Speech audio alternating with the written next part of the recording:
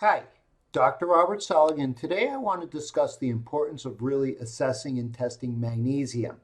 So we need to really understand how important magnesium is, and let's just look at heart disease, cardiovascular disease, the number one killer in this country. So with all our sophistication and technology, yet we're still dropping dead of heart disease way too early, way too quickly, and it's incredible to see 1 out of 2 adults dying of heart disease. So at the core of our heart issues, it's a magnesium deficiency. So whether it's arterial sclerosis, angina, hypertension, myocardial infarctions, congestive heart disease, whatever the malady is regarding the heart, at the core, it's a magnesium deficiency because magnesium is always pumping the blood 24/7. For it to do that, it must have a complete energy source going on 24/7.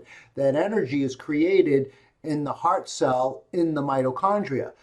So in one heart cell, you can have 1,000 mitochondria. So in one mitochondria, you're taking a glucose, breaking it down to pyruvate. That's about 8 steps going from glucose to pyruvate.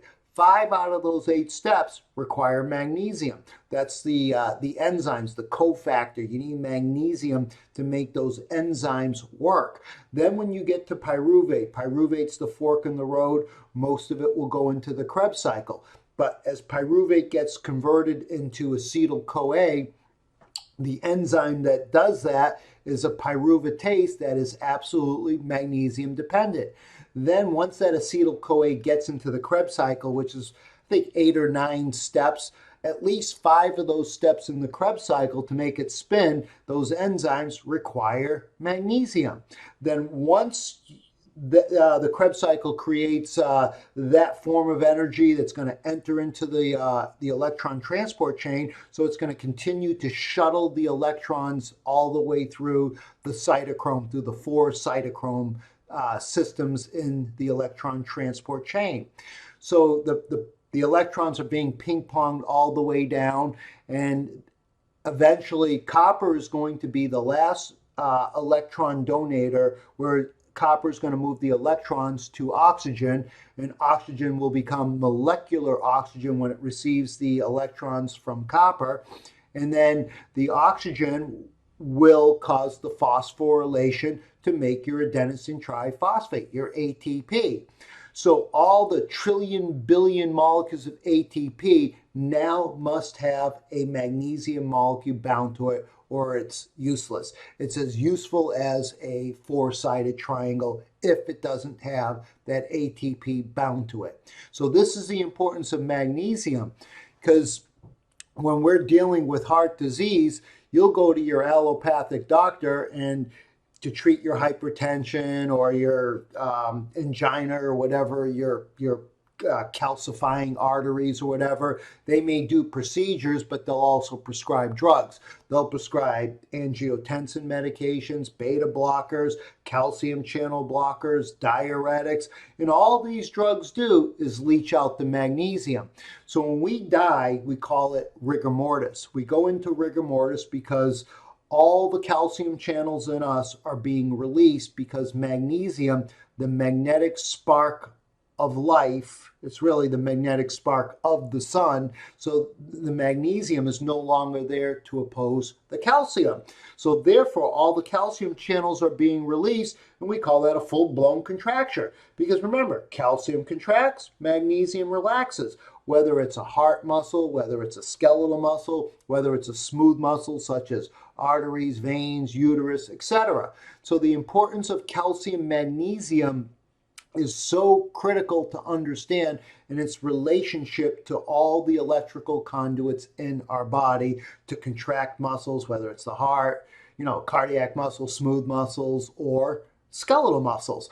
This is the importance of understanding when you go to your medical doctor, they do the blood tests. Now, you have about 25,000 milligrams of magnesium in the total body.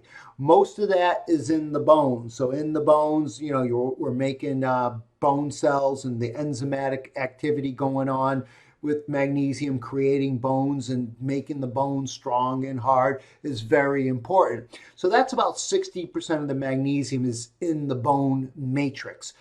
39% of the magnesium is running the other enzymes, such as the kinases and the pyruvatases and many other enzymes to generate energy, to generate that ATP. So when they run a blood test, they're looking at the 1%. How can you ever figure out the status of magnesium when you're looking at the 1%, ignoring the 99% of the magnesium in the body? So right there, that's a faux pas. That's a flagrant foul. That is, a blunder. That's the medical blunder of the century. Since it is the #1 killer, we need to be able to assess the true mover of the heart, the true modulator of the heart, the true regulator of the heart is the magnetic energy of magnesium. Magnesium represents the sun. It really is the magnetic energy of the sun. It's the golden heart, the golden sun. So if we're going to get to the core of our heart issues, we need a test that can really assess the status of magnesium in the body.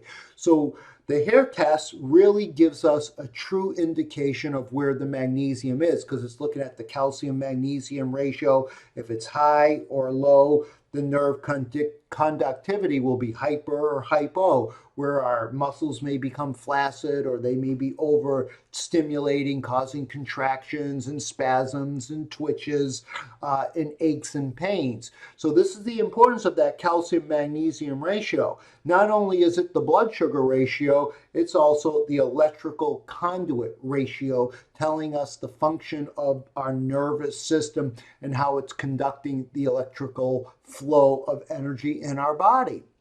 And so we also will look at, on a hair analysis, the stress ratio, the sodium-magnesium ratio, because stress is associated with sodium. That's an aldosterone response to stress. And so stress will deplete your magnesium. So any stresses, emotional stresses, physical stresses, chemical stresses, life stresses, the stress of life will deplete your magnesium.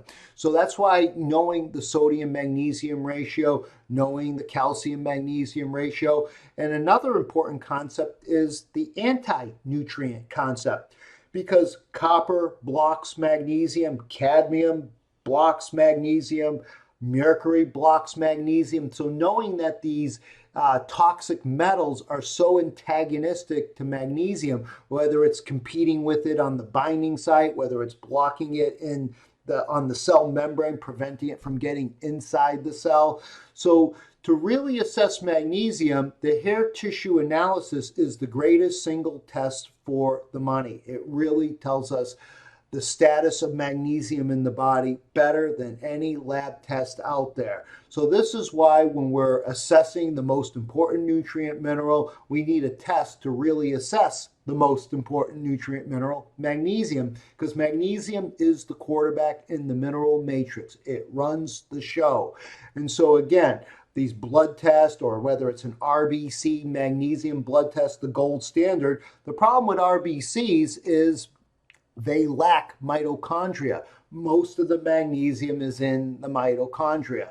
So this is why I wanted to just kind of shed some light on the importance of really assessing magnesium intelligently, adequately, with serial hair tissue analysis. So we can always see where that magnesium is. We can test it every 4, 5, 6 months to really get a feel to look at the ratios, magnesium, as well as the anti-nutrient concept, meaning the heavy metals that impede and block magnesium. So that's what I wanted to discuss in this quick video. And again, as always, thank you for watching. And I'm Dr. Robert Selig, and you can find information at Back to Natural Health and a few other places, YouTube videos and stuff. You can find some videos if you're really into the minerals and the toxic metals, so you can have a better understanding, so we can exalt our health to a better place and not let heart disease get us, so we're not a statistic. Again, thank you for watching.